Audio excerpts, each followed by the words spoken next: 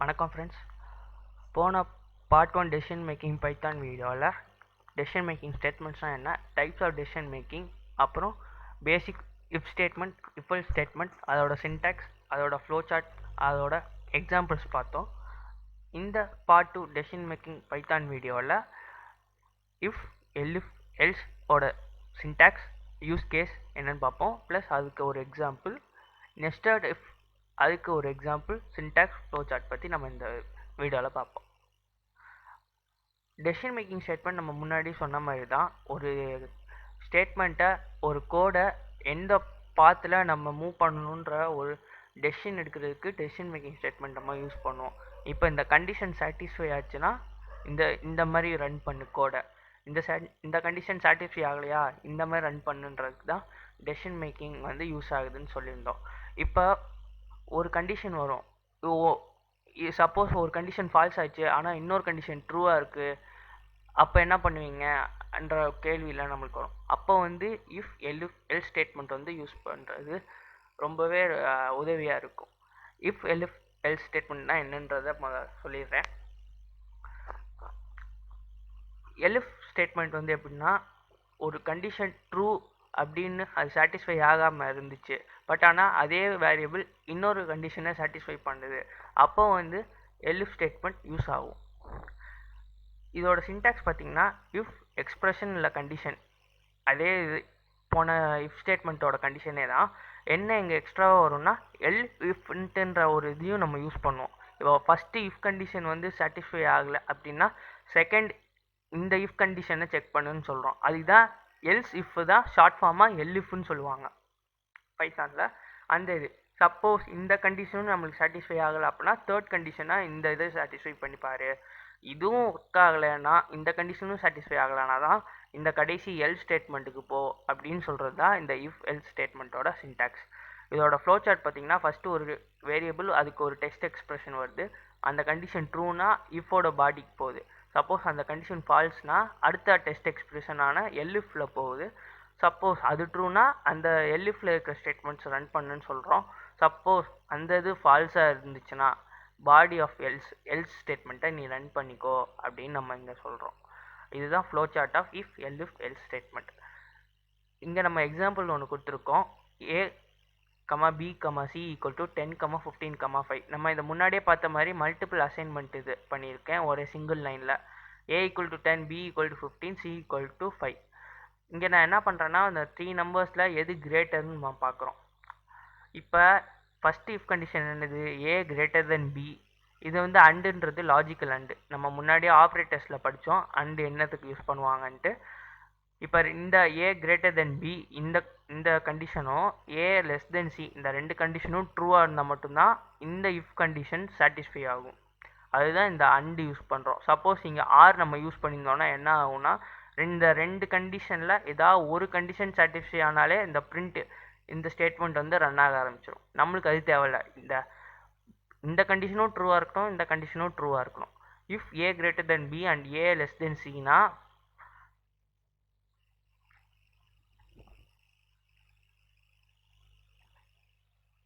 ஏ greater than சினா print A is greater.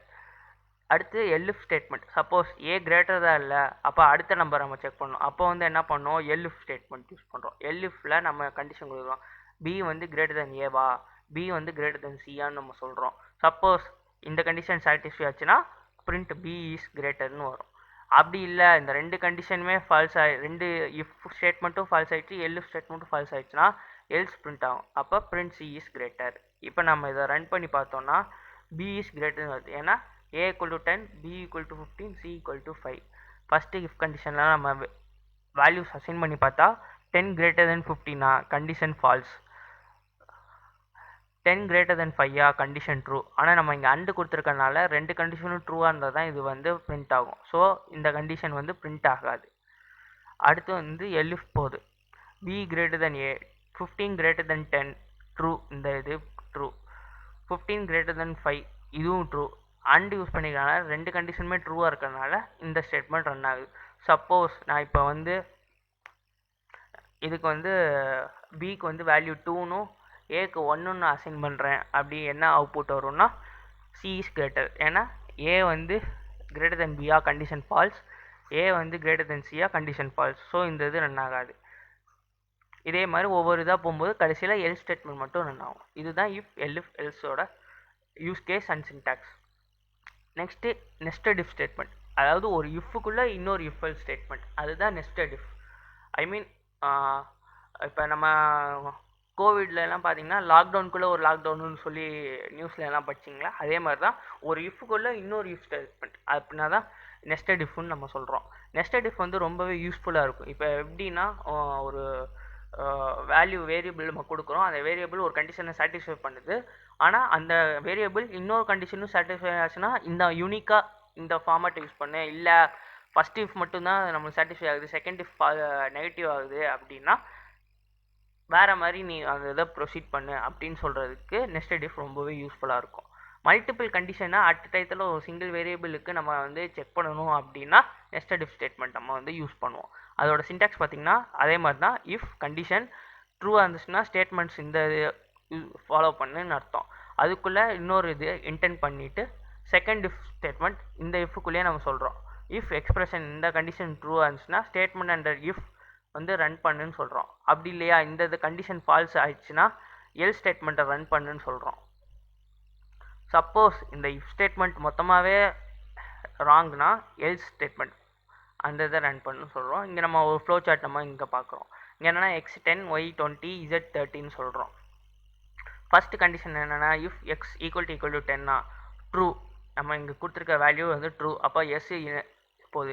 இங்கே வந்து இன்னொரு இஃப் ஸ்டேட்மெண்ட் நம்ம கொடுத்துருக்கோம். இஃப் ஒய் ஈக்குவல் டு 20 நம்ம இங்கே ஒய் ஈக்குவல் டு 20ன்னு கொடுத்துருக்கோம். ஆமாம், அப்போ வந்து இந்த இதை வந்து ரன் பண்ணுன்னு சொல்கிறோம். சப்போஸ் இந்த ஒய் இங்கே 20க்கு பதில் 15 இருந்துச்சுன்னா நோன்ற இடத்துல எல் ஸ்டேட்மெண்ட்டு போகும், இந்த ஸ்டேட்மெண்ட் ரன் ஆகும். ஸோ இப்போ இந்த கண்டிஷனே ஃபால்ஸ் ஆயிடுச்சு அப்படின்னா என்ன ஆகும்? எக்ஸ் ஈக்குவல் டு 10 இல்லை அப்படின்னா இப்போ நம்ம எக்ஸை வந்து 5 நம்ம அசைன் பண்ணியிருந்தோம்னா இந்த கண்டிஷன் ஃபால்ஸ். ஸோ இந்த கண்டிஷன் ரன் பண்ணும். ஒய் ஈக்குவல் டு 20 செக் பண்ணும். ஒய் ஈக்குவல் டு 20னா இந்த பிளாக் வந்து ரன் ஆகும், பிரிண்ட் எல்இஃப் பிளாக், அந்த இது வந்து கோட் ரன் ஆகும். சப்போஸ் நம்ம 20 இல்லை 15 தான் இருக்குது அப்படின்னா இந்த கண்டிஷனும் ஃபால்ஸ் ஆகி நோன் போயிட்டு இந்த கண்டிஷன் செக் பண்ணும். இஃப் இசட் ஈக்குவல் டு 30ன்றது கண்டிஷன் செக் பண்ணும். சப்போஸ் கண்டிஷன் வந்து எஸ்னா திரும்ப இங்கே வந்து இந்த பிரிண்ட்டை வந்து நம்மளுக்கு வந்து ரன் பண்ணும். சப்போஸ் கண்டிஷன் ஃபால்ஸ் அப்படின்னா இந்த கண்டிஷனை வந்து ரன் பண்ணும். இதுதான் நெஸ்டட் இஃபோட இது. அது மீன் ஒரு இஃப்க்குள்ளே இன்னொரு இஃபை வச்சு நம்ம எப்படி சொல்யூஷன் கொண்டு வர்றது, கண்டிஷன் எப்படி சாட்டிஸ்ஃபை பண்ணி இருக்கான்றதை செக் பண்ணுறதுக்கு தான் நெஸ்டட் இஃப். நம்ம இங்கே ஒரு எக்ஸாம்பிள் நம்ம பார்ப்போம். இங்கே வந்து என்னென்னா டிவிசிபிலிட்டி பார்க்குறோம். ஒரு நம்பர் வந்து 6ஆல் டிவிசிபிள் ஆகுதுன்னு எப்படின்னு சொல்கிறோன்னா அது வந்து 3ஆலையும் 2ஆலையும் டிவிசிபிள் ஆச்சா அப்படின்றது வந்து டிவிசிபிலிட்டி செக் பண்ணுவோம். நான் இங்கே டிவிசிபிலிட்டி செக் பண்ணுறதுக்கு ஒரு யூசர்ட்டேருந்து இன்புட் வாங்கிக்கிறேன். அது வந்து எதுக்குன்னா டிவிசிபிள் பை 2ஆ 3ஆன்றதை செக் பண்ணுறதுக்காக.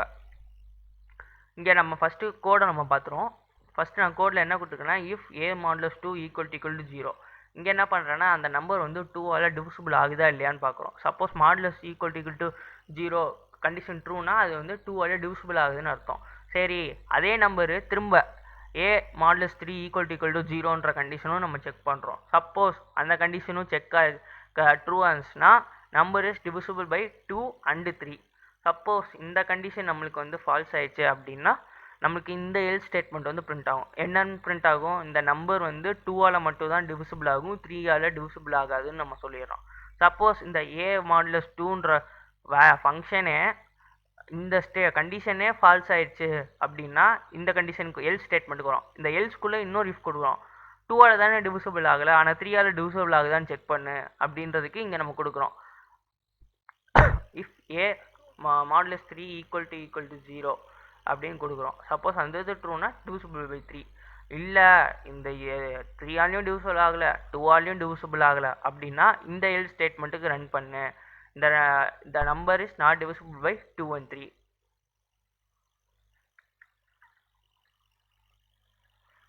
இப்போ நம்ம கோடை ரன் பண்ணி பார்ப்போம். ஃபஸ்ட்டு நான் நம்பர் வந்து 6ன்னு கொடுக்குறேன். 6ன்னு கொடுத்தா நம்மளுக்கு என்ன ஆன்சர் வரும்? ஏஆலையும் 2ஆலையும் டிவிசிபிள் ஆகும், 3ஆலையும் டிவிசிபிள் ஆகும். ஸோ நம்மளுக்கு வந்து number is divisible by 2 and 3 தான் வரணும் output. Output number is divisible by 213. சரி, இப்போ நான் வந்து வேல்யூ வந்து 55ன்னு கொடுக்குறேன். அப்போ என்ன வரும்? 55 டிவிசிபிள் பை 3யா செக் பண்ணணும். இல்லை, இந்த நம்பர் வந்து டிவிசிபிள் பை 3யா இல்லை. நீங்கள் டிவைட் பண்ணி பார்த்தீங்கன்னா உங்களுக்கு தெரியும். 2ஆலேயும் டிவைட் ஆகும், ஏன்னா ஆட் நம்பர், அது ஜென்ரல். இது 3ஆல் இது வந்து ஏன்னா லாஸ்ட் நம்பர் வந்து 5னால ஒரு சான்சஸ் இருக்கலாம். ஆனால் 5 3 15ன்ற ஒரு இது வரும்போது 5 வந்து எண்டில் இருக்குது, அதனால வரலாம். ஆனால் நம்ம இந்த 55ன்ற நம்பர் வந்து டிவிசிபிள் பை 3 இல்லை. அதே மாதிரி தான் சப்போஸ் இப்போ 9 கொடுத்துருந்தேன்னா அது வந்து ஒன்லி 3ஆல் மட்டும் தான் டிவிசிபிள் ஆகும், 2ஆல் டிவிசிபிள் ஆகாது. ஸோ நம்மளுக்கு வந்து நம்பரு டிவிசிபிள் பை 3. இதுதான் நெஸ்டட் இஃப்கான ஒரு எக்ஸாம்பிள். ஓகே ஃப்ரெண்ட்ஸ், நம்ம இந்த டெசிஷன் மேக்கிங் ஸ்டேட்மெண்ட்ஸ் பற்றி பார்த்தோம். டெசிஷன் மேக்கிங் ஸ்டேட்மெண்ட்டை பற்றினா ஒன்றும் இல்லை, ஒரு ஃப்ளோ ஆஃப் கோடை ஒரு கண்டிஷனை கொடுத்து மாற்றி ரன் பண்ணு, இல்லை மாற்றி அந்த கோடையே டிஃப்ரெண்ட்டாக பண்ணு அப்படின்னு சொல்கிறது தான் டெசிஷன் மேக்கிங் ஸ்டேட்மெண்ட். ஐ மீன் ஒரு பாயிண்ட்டுக்கு வந்துட்டோம், அந்த பாயிண்ட்லேருந்து இந்த டேரெக்ஷனில் போகணுமா இல்லை இந்த டேரெக்ஷனில் போகணுமா கோட் அப்படின்றத சூஸ் பண்ணுறதுக்கு தான் டெசிஷன் மேக்கிங் ஸ்டேட்மெண்ட் வந்து யூஸ் ஆகுது. நம்ம அதில் types of decision making statements பார்த்தோம், அதோட சின்டாக்ஸ் பார்த்தோம், அதோட ஃப்ளோ சார்ட் பார்த்தோம், ப்ளஸ் சிம்பிள் எக்ஸாம்பிள்ஸ் நம்ம பார்த்தோம். அடுத்த வீடியோவில் நம்ம வந்து லூப்பிங் ஸ்டேட்மெண்ட்ஸ் பற்றி பார்ப்போம். லூப்பிங் ஸ்டேட்மெண்ட் ரொம்ப ரொம்ப முக்கியம், ரொம்ப ரொம்ப இம்பார்ட்டன்ட், நிறைய இடத்துல யூஸ் பண்ணுறாங்க. நெக்ஸ்ட் வீடியோவில் நம்ம லூப்பிங் ஸ்டேட்மெண்ட் பற்றி பார்ப்போம். இந்த வீடியோ உங்களுக்கு பிடிச்சிருந்துச்சுன்னா லைக் பண்ணுங்கள், கமெண்ட் பண்ணுங்கள், ஷேர் பண்ணுங்கள். மறக்காமல் சேனலுக்கு சப்ஸ்கிரைப் பண்ணுங்கள், பெல் ஐக்கான் சிம்பலை கிளிக் பண்ணுங்கள். டே டு டே அப்டேட்ஸ் வந்து உங்களுக்கு வந்து இதாகும். நீங்கள் வந்து கொரீஸ் ஏதாவது நீங்கள் சொல்லணும், இல்லாட்டினா வீடியோ இம்ப்ரூவ்மெண்ட் பண்ணணுன்னா எனக்கு மெயில் கூட பண்ணுங்கள், towards-electronics@gmail.com. அந்த இதுக்கும் பண்ணுங்கள். இல்லாட்டினா FBயில் ஃபாலோ பண்ணணும் அப்படின்னா towards-electronics ஸ்பேஸ் டின்னு கொடுத்து சர்ச் பண்ணிங்கன்னா நம்ம சேனலோட FB பேஜ் வந்து பாப்பப் ஆகும். நீங்கள் அதுக்கு வந்து ஃப்ரெண்ட் ரிக்வெஸ்ட் இல்லை இது பேஜுக்கு வந்து நீங்கள் இது பண்ணிங்கன்னா நம்மளோட டே டு டே இது ஆக்டிவிட்டீஸ் எல்லாமே நம்ம அதில் வந்து போஸ்ட் பண்ணிகிட்டு இருக்கோம். ப்ளஸ் உங்களுக்கு வந்து புது புது கான்செப்ட், புது புது எக்ஸசைஸ் கொஷின்ஸும் நம்ம அதில் வந்து போஸ்ட் பண்ணுறோம். அந்த எக்ஸசைஸ் கொஷினுக்கு ஆன்சர்ஸ் சப்போஸ் இதாகலைன்னா அதையும் நம்ம வந்து சேனல் மூலமாக நம்ம வந்து சொல்யூஷனும் நம்ம அது கொடுக்குறோம். Thank you friends.